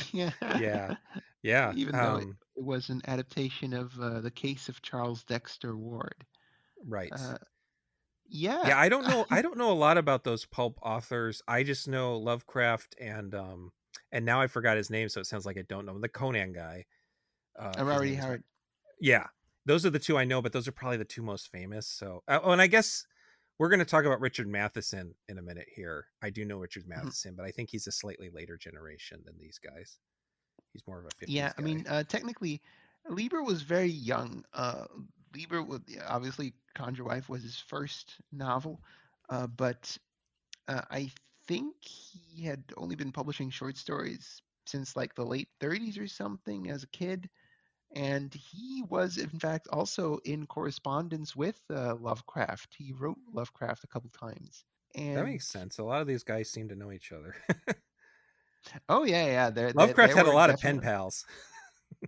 Oh yeah, God, he Lovecraft was a very prolific letter writer. I think he probably wrote more letters, and more letters have been found They safeguarded than actually his fiction. Yeah, Uh, and they've helped us learn things about a lot of him and other people. It's interesting. I guess it mhm. was part of his psychosis would be to be friends with people he'd write letters to instead of friends that they like to go out to restaurants with. I don't know Right, for yeah. sure, but it seems very like him. Yeah, Now, I've not seen Weird Woman, nor have you, apparently, because you yeah. only Nor have were able I. to find this Svengoolie movie. Um, but the sort of the early 40s version of Conjure Wife that was printed in parts in that magazine, that pulp magazine, Mhm. is not the version that entirely came out in the early 50s, because that was a revised and expanded edition Mhm. that kind of was published as a solo book, and that's usually the one that gets reprinted. So I would be Mhm. curious to see Weird One, because that I mean, depending on how loyal it is an adaptation, but I'd be curious to see how different it is, because it's probably pretty difficult to find the 1943 version of Conjure Wife somewhere. It's Night curious of the Eagle. that they Oh, made sorry. like a horror version in the 40s. This is more of like a thriller, and then they made a Uh-huh. comedy. And you can all do that from the same source. Hmm, hmm. I would say that the book is like pretty tense and gets mildly scary. Hmm. Um, I would say that it is like the equivalent maybe of a relatively intense Buffy episode. Okay. you know, it's definitely very domestic. It's very normal people that also do magic in the office in the world of academia. Yeah, perhaps it's nice tell our listeners what the movie is about? Yeah, Uh, I can read the I didn't read the synopsis from Letterboxd for the other two, but I can sort of read the I think it has a decent synopsis here. They probably took it from the Blu-ray. A skeptical college professor discovers that his wife has been practicing magic for years. Like the learned, rational fellow he is, he forces her to destroy. Oh, that's too far. We get. Yeah, so it's about a professor who's super rational, the most British man who ever lived, who discovers that his wife has been practicing magic, and it is a way to protect him. And so most of the movie, she is not a villain. She is a good person, but she's not really the main character. It's really about him coming to terms with the fact that something outside of his academic understanding is occurring. I was kind of um, on board at the start because I Hmm. think the actor playing Norman, Peter Wingard, is pretty charming. Yeah. Like he's pretty funny. Like with his sort of sly remarks with his students and whatnot. Like, oh, we've magicked away another hour, fellas. He's Thought that was. he's that really British thing who's an asshole who you still like. Like he's just sort of mean to people, but you know that if he's respectful when he needs to be. It's a very Right, British yeah. stiff. He's super stiff upper lippy. Like he's very post-war British man. And here in the book, we kind of start with him stumbling upon the magic accoutrements of his wife, just off a weird hunch. That's where we meet him, Hmm. and it's not a great moment to introduce him because it's like, what are you doing, rifling through your wife's stuff on a weird hunch, dude? and and I do feel that the movie actually builds it up more, and he kind of like stumbles upon it. He's not going through his wife's stuff randomly, Hmm. but there is it is of course a relatively low stakes movie slash story, but the adaptation in the movie makes it a an even lower stakes story than it is in the novel. There's a trifecta of witches. There's a triad. There's Mrs. Carr, Mrs. Sawtell, and Mrs. Gunnison, who Hmm. are um, well, kind of once the protection charms wear off, they're like, "Ooh, get those two out of here." And I feel that you don't really get much of a triad in the movie. It's all Mrs. Carr. Hmm. Uh, Yeah. and the book really has this idea of like, oh, there's three witches that are, working in tandem, being sinister and all. And ooh, that Mrs. Carr is kind of the batty old one. But as the book goes on, it kind of is revealed to be a facade, and she is actually the most powerful of the three witches, and the other two are kind of scared of her. And they absolutely kind of build her up as this entity almost, as this force to be reckoned with. And she conjures demons. She like there's actually a demon that follows Tansy around and controls her and stuff, and is only seen in glimpses. Very kind of lament configuration ish. Hmm. That like you can see him sometimes, and he's standing there behind her and whatnot, and it could have been pretty scary, I think, but I feel like it would have been feels like a budget issue, Yeah. because ultimately, yeah, the book has a gargoyle that Norman sees outside his window, and it's always like he has the feeling, hey, did was that gargoyle somewhere else last time that I were like the there's a statue that seems to be moving towards him as the days go on, and the days without magical protection. Hmm. Um, and that has kind of been subsumed into not a gargoyle but an eagle statue in the movie, and hence the title, The Night of the Eagle. Um, It's a lot cheaper to rent an eagle and put it on yeah, a miniature set for a couple days than it is to make a whole gargoyle that can move, I guess. exactly, like make a stop motion gargoyle or whatever. Yeah, Yeah. that's what I was thinking. When I was reading the book, I was like, "Oh, Night of the Eagle. What an odd title. Okay." And I was like keeping an eye out for what it could possibly be. What could that be referencing? Mm-hmm. And when Tansy leaves, for his protection, and he chases her, he checks into a hotel. In the movie, he goes to a graveyard, like he goes to a mausoleum, Mm-hmm. and Mm-hmm. which I thought was a funny change because, like, okay, why go to a mausoleum? But and that hotel is called the Eagle, and so I was like, okay, it's like, is there like some climactic stuff gonna go down here in this hotel, and maybe the action is moved more, like the weight of the action is shifted more towards whatever's gonna happen in this hotel, and hence why it's called Night of the Eagle. Turns out it wasn't. Uh, Nope.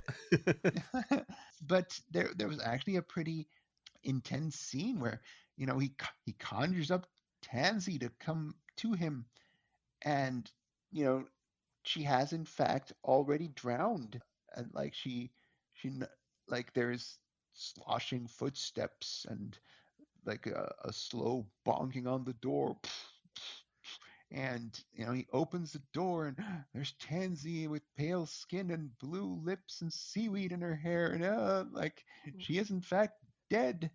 And so they don't go as hard in the movie. uh Yeah. but the they do end up bringing Tansy back and defeating Mrs. Carr and whatnot. Yeah, the movie is definitely a way more low key affair, which I assumed was for budgetary reasons. So how did you experience it without that constant comparison with the book that I was involuntarily doing? Well, I actually my first note is that I was surprised how, like you were saying, the first part of the movie, maybe the first act, not quite the first half, how much of it is showing without telling, and Hmm. it's the audience is left to figure out what's going on without any Hmm. expositional help, and it was like I thought it had a lot of faith in its audience for a movie that Roger Corman ended up buying, and the Corman version just has an opening narration. That's the only change he made. I really liked the buildup because it sort of implies a like it does a good job. Like I don't know. I feel like I knew his wife was the good guy and not the bad guy from the go, but it sort of implies that she could be part of the problem, and it implies that there's a larger almost like Rosemary's Baby level like thing going on here. Like Hmm. but like you said, it's not clear that there's really more than one witch. It's just sort of the very beginning. It's clear that there are multiple social climbers that have it out Hmm. for him.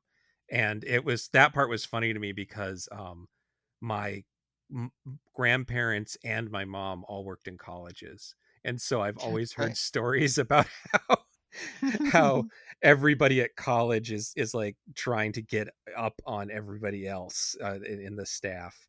So it was like and just the idea that you would base a thriller slash borderline horror movie on the fears of these things when it's like there's a lot of these like British and Australian movies about, and I guess French movies about schools and the dramas that go on in schools and the dramas that afflict professors.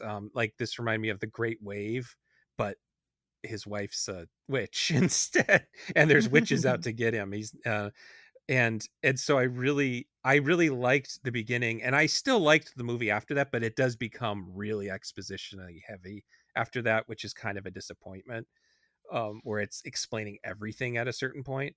I really like how very British it is Hmm. because there's that thing that soul irrational invading the rational, like someone who's militantly rational, and that some of the suspects early on, he has a female student that has a crush on him that is an inappropriate thing who accuses him of raping her, which is like really heavy shit. Like when that comes up, I was like, oh, that's pretty hardcore. Like I have a feeling that most educators have that fear somewhere in the back of their mind, like when Right. they're dealing with students of a certain age that like I mean I know this is like a real issue, and so Hmm. the fear, the initial fear is that he's going to lose his job and maybe get like his entire reputation ruined for assaulting a young woman who he absolutely did not assault. This sort of like the fear of a false accusation. And Mhm. so there's like a reality to the fear, but then we discover no, that's also part of this larger thing that his wife is trying to protect him from. But then there's another student who is that girl's boyfriend who threatens to shoot him later. Right. I mean, and that stuff, I just thought that was really decent drama. I was really into all that stuff. And I love that one of the worst things that, like, the first sign that something bad is happening to the Mr. Stiffest of Stiff Upper Lips is that he gets a dirty phone call. And it's like, that's the thing that sets everything off is a dirty phone call. And it's like, I really thought it was going to be more like killer spiders and snakes or like Omen, like Right, accidents, right. like deadly accidents happening. I didn't realize Uh-huh, it was uh-huh. going to be he would be accused of sexually assaulting a student. That was kind of wild to me. Is that happened in the book? Yeah, and Oh my. the boyfriend is actually unrelated. Like they made him her boyfriend in the movie, but he was just a different kid who was making trouble about, being accused of cheating, or like his grades weren't Mhm. high enough, and like, you got in for me, Mr. Taylor, and showing up to his office with a gun. That was just purely based off of like, I don't like the fucking grade that you gave me. Yeah. uh, I And I guess it guess was just meant to be like, oh, shit's going down at work. Your life is spiraling the drain. You've got one rape accusation, one attempted murder from. and then your wife is seemingly insane and she starts to fall apart emotionally, and the idea that maybe this is all being created by supernatural powers and not just a series of bummers. Right. It's a cool idea. I like the idea of a man going through that. I do think the actor does make a difference, like you're saying. The witch her is played by Janet Blair, who was a big band singer and another World War II pinup turned part-time Yeah. actress. She was not much of a she didn't act that much. She was usually Right. in musicals because of her voice. Uh-huh. And it's so funny that like Novak was just a little too young to be a World War II pinup, or else we would have had three Yeah. World War II pinups. But it's, yeah, 2 out of 3 is a good average, I think. Uh-huh. Totally. But yeah, most of her movies were stuff like Broadway and I Love Trouble. This is the only horror drama she ever did, and she didn't do a lot of other dramas. It was like musicals, and there's a couple crime movies that she did, like noir type things. And she worked with Kim Novak the same year she made Night of the Eagle. They were both Oh in wow. Michael Gordon's Boys Night Out. And Mhm. I assume they didn't, but it would be so cute if they had a little conversation like, "Oh, you're playing a witch wife. That's so interesting." Yeah, right. The weird thing that happened, and Christine agreed with me when I mentioned this, but she reminded me a lot of Helen Hunt.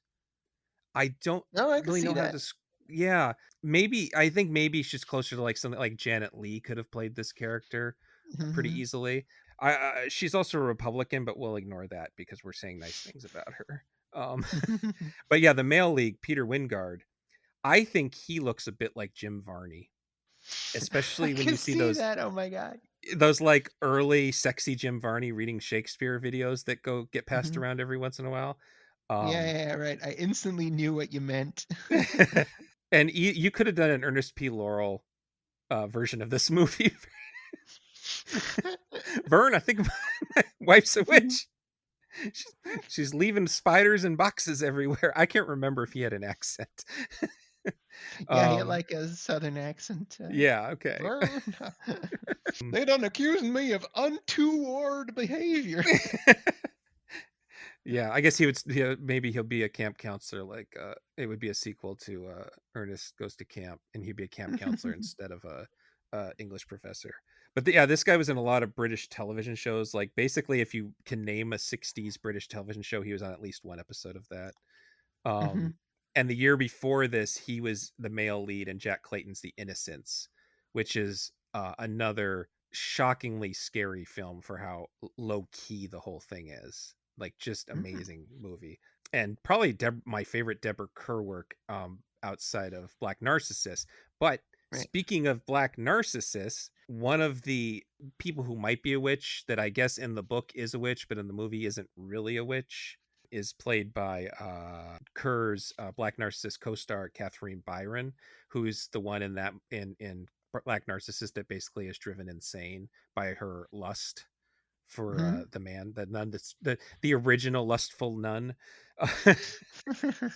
And unfortunately, she does not have a lot of screen time in this. Margaret Johnson is the main, is Miss Carr, and she's got a limp Mhm. and shit.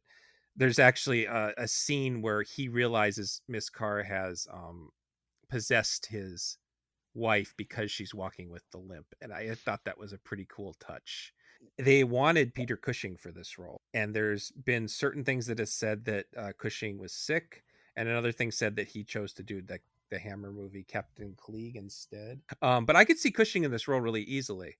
He would Yeah, agreed. fit in perfect. And then the interesting thing, if you're comparing it to especially Bell Book and Candle, is the Mhm. leads aren't only an age appropriate couple, but Janet Blair was actually 5 years older than Wingard at the time. Oh, wow. That's cool. This, and You then hardly ever see that.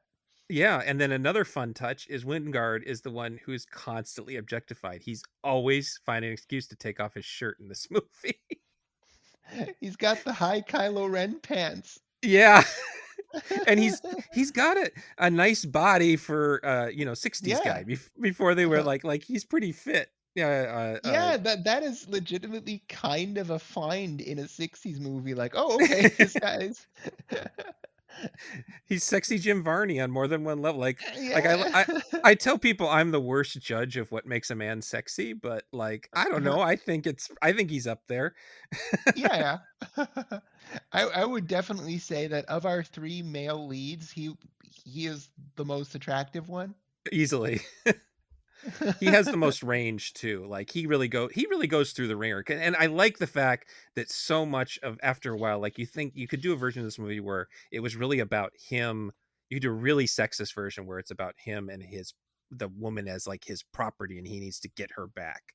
But Mhm, he is really in love with her, mhm. and feels terrible that he had anything to do with her having to, like, because she leaves after he Right, makes her right. burn all of her Yeah, yeah. charms.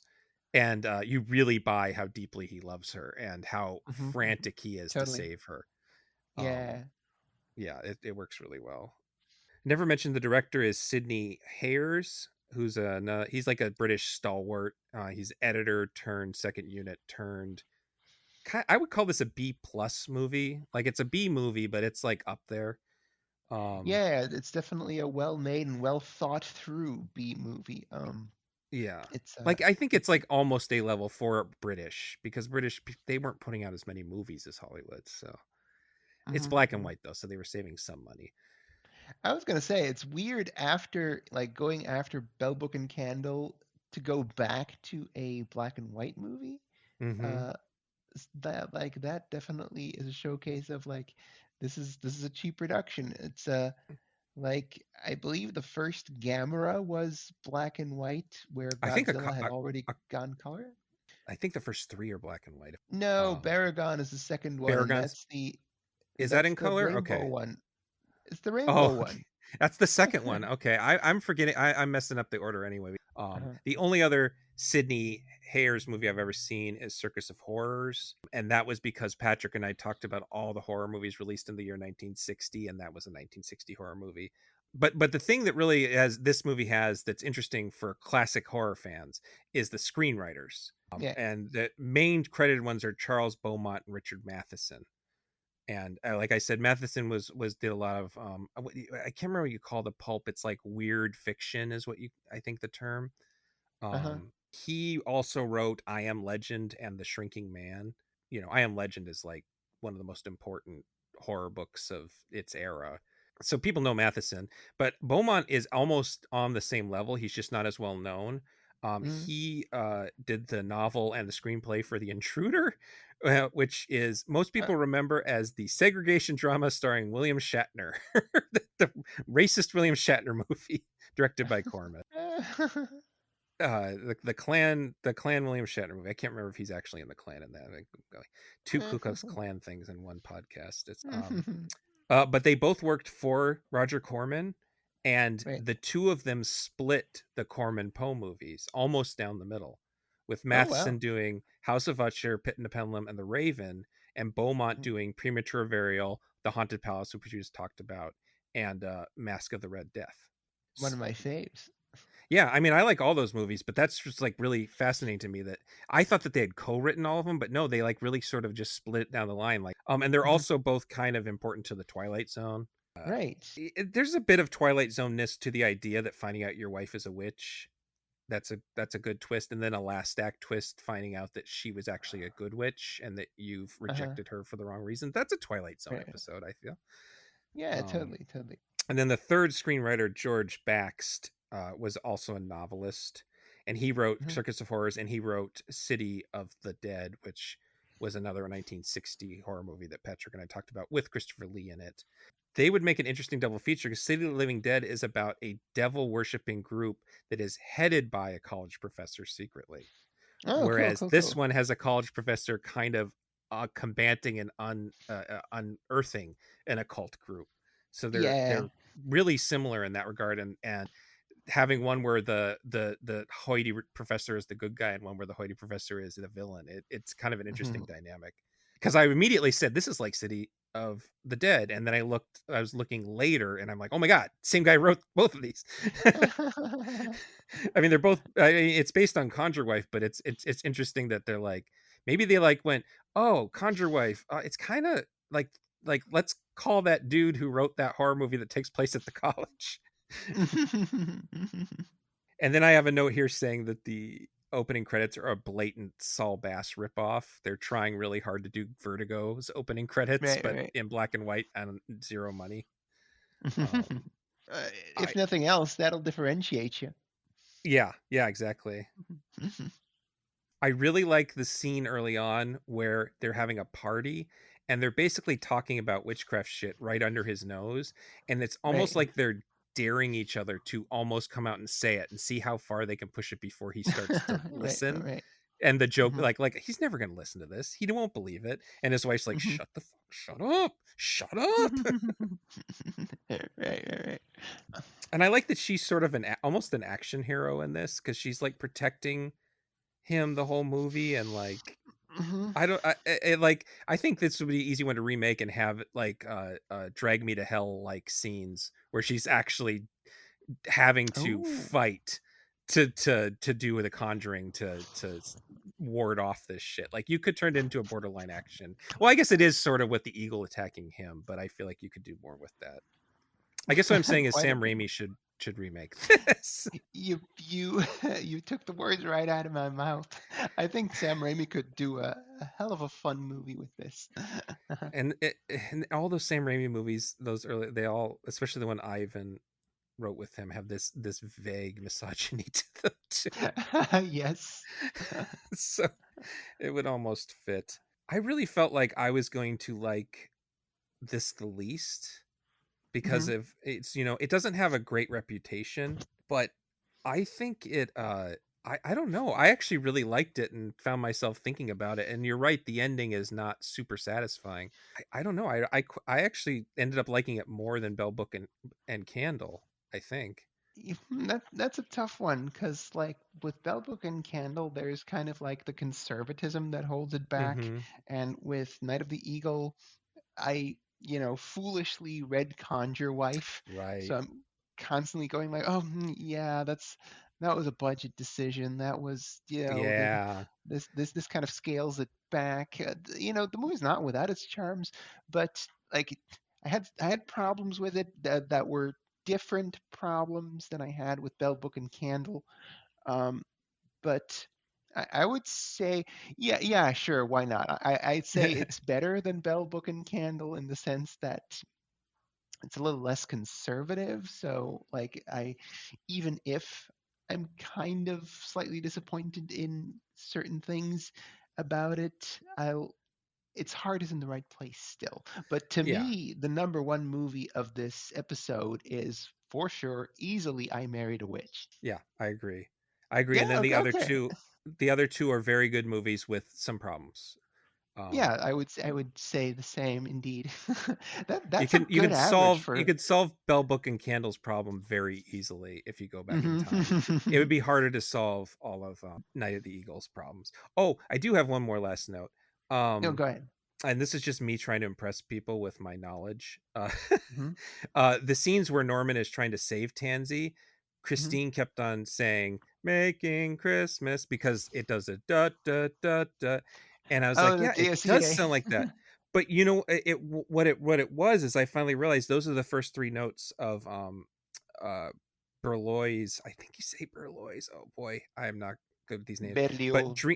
Dreams of Witches, a Sabbath is da da da da da da da. So it's just the first da da da da It's first four it's notes. it's that particular theme is, yeah, sure, Berlioz used it in Dreams of the Witches Sabbath, but that goes back even further. It's called the Dies Irae, the Wrath Oh of fuck! It God. is.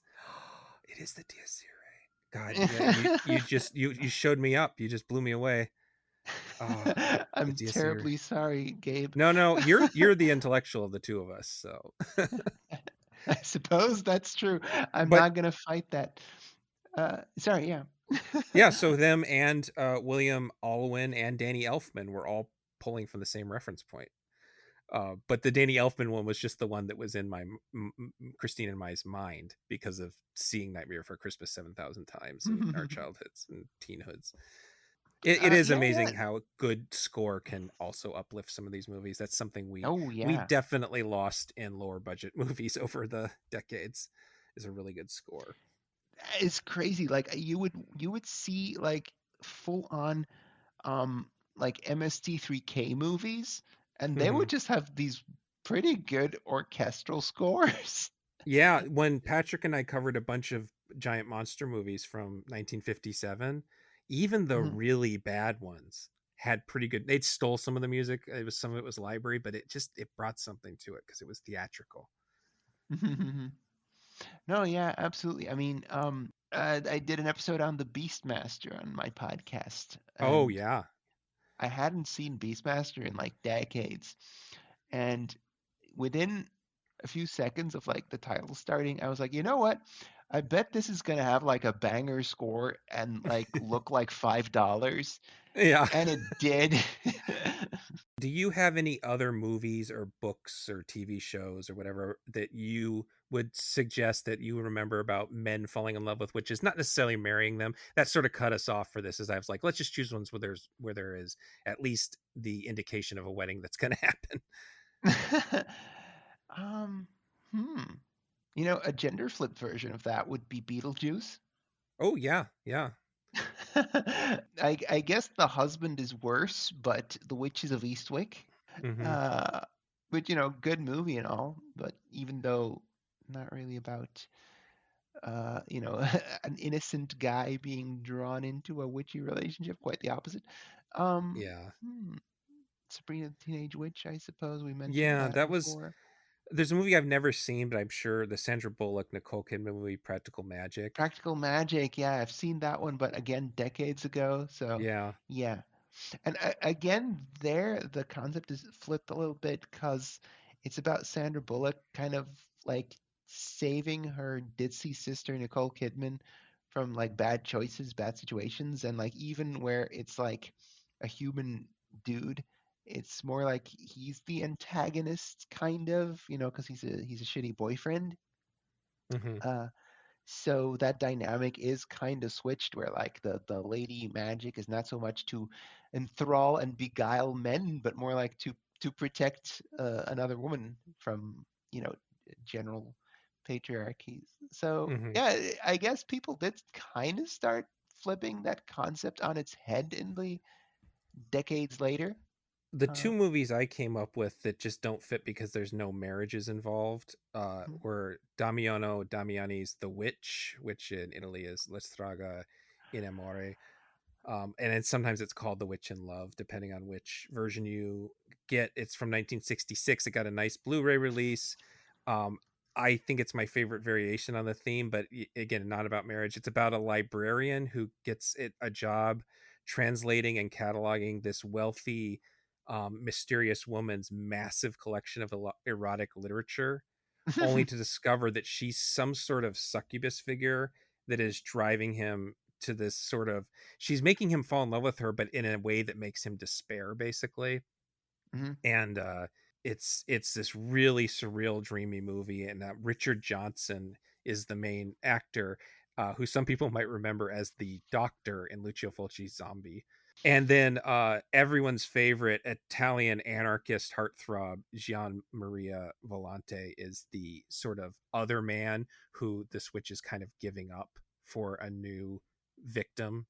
mhm. It's a really fascinating movie. And then one that I covered when I did, Bill Ackerman and I did a thing about alternative American horror movies from the 70s, and he brought me all these things. There's one kind of new Hollywood movie by Ken Friedman called Death by Invitation that is another really dreamy version of this, about a woman who is a reincarnation of a witch who goes to take revenge against the Puritans that killed her. Mhm. And that sounds like it's much more like it's all wrapped around this really intense performance from this mostly unknown actress, and it's really strange in a really beautiful way. So those are Mhm. like the two that, like, if we were just doing witches in love, I would pick those two. But Right, right. they didn't really fit what we were going for. And then I Mhm. imagine there's probably a million manga and anime about, like, Oh, right, yeah. I bet you there's a bunch where there's a nerdy boy who lives with a half dozen witches that all love him, and wacky hijinks ensue. I'm sure that exists. Yeah, There's yeah. probably seven of them. But yeah, that was my further suggestions. And yeah, if people know anime and manga stuff, I probably won't watch it, but I'd like to know it exists. Anything else on this subject? I was happy to get an excuse to read more Fritz Leiber. Cool, cool.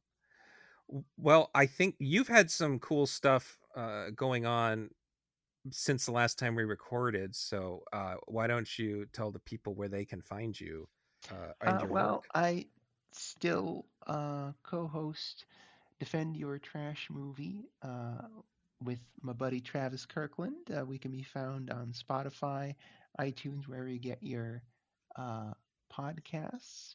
I've had some short fiction published Right. in on a couple of websites. You can find my short fiction on swordsandsorcerymagazine.com and roguesinthehousepresents.com. You can find another one in on itch. It's choose your own price. Look at Wingraph magazine for cozy fantasy romance special 2025. I have a story in that. And go to Backer Kit and back New Edge Sword and Sorcery magazine, in which I have the title story for issue 5, which I'm pretty proud of. Yeah. um, Currently shopping around a whole ass novella that I Nice. wrote. So yeah, I haven't sold that one yet. Hope to be hope to have some good news in a few weeks, but knock on wood. Yeah, I mean, and I suppose which love stories kind of, if we really use our imagination, kind of fits with the cozy Oh, absolutely. fantasy The I don't know if you read that romance. one. No, I Uh, haven't. Is it fit? yeah, it Oh, is. It cool. is about a wizard's apprentice and who kind of falls in love with a knight in that cozy fantasy one. And there's in the other sword and sorcery one, it's a the the bodyguard of a princess who kind of starts an affair with a princess, and the princess kind of starts dabbling in black magic, and Yeah, well, there we she go. There you go. So yeah, I suppose it does fit with the theme. We'll pretend I planned that. We'll pretend I had foresight and I planned that out. And this wasn't just something I had on a list.